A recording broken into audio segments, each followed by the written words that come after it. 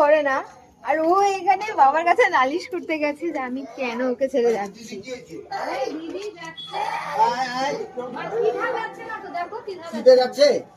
দিদি যাচ্ছে ওই নখ লাগাতে যাচ্ছে। আরে আমি ভিডিও করতে যাচ্ছি তো। তুমি যাওয়া কি করে?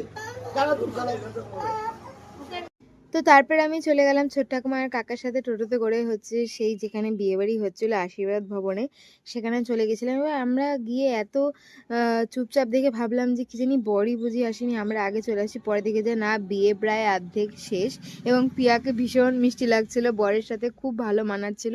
তো আমি এখানে স্টার্টারে একটুখানি ভেজ পকোড়া খেয়ে নিলাম আর ওদের বিয়েটা অল্প একটু দেখলাম। আর ওদেরকে ভীষণ মিষ্টি লাগছিল আর খুব সুন্দর মানিয়েছিল। যাই হোক, পকোড়া খেয়ে আমি আর দেরি করলাম না, কারণ বাড়ি ফিরতে হবে, তার জন্য তাড়াতাড়ি মেন কোর্সের জন্য রেডি হয়ে গেলাম। তো সবার প্রথমে স্যালাড খেলাম, তারপরে হচ্ছে খেলাম বেগুনি, তারপরে চলে আসলো সাদা ভাত, ডাল এবং হচ্ছে আলু পনির আর মটরশুঁটি দিয়ে তরকারি। তারপরে ছিল হচ্ছে কাতল মাছ, যেটা আমি লেবু দিয়ে খেতে কিন্তু ভীষণ ভালোবাসি আর এটা আমার কাছে খুব ভালো লাগে। তারপরে ফ্রাইড রাইস আর খাসির মাংস।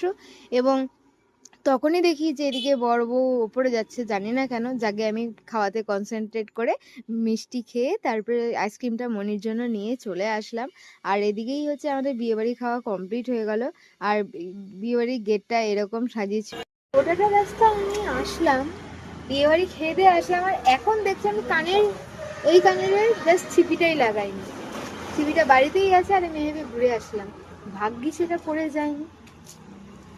কি অবস্থা! কি হয়েছে, কি হয়েছে, কি দেখছিস, কি দেখি এটা? কি দেখছিস? দেখো কি? কি কি দেখবে? দিদি চলে আসছে আকেম নিয়ে। নাও তোমার। তোর নাই? না, আমাকে দেয় নাই, নেই। বললো মনি কান্নাকাটি করছে তাই মনিকেই দিতে। তোর কাছে আমার আছে, তোকে আমি দিয়ে দিই। না তুই একটা খা। তুমি খাও, তুমি খাও, খাও খাও, তুমি খাও। তোর নাই বলে আমি তোকে দিলাম। Thank you.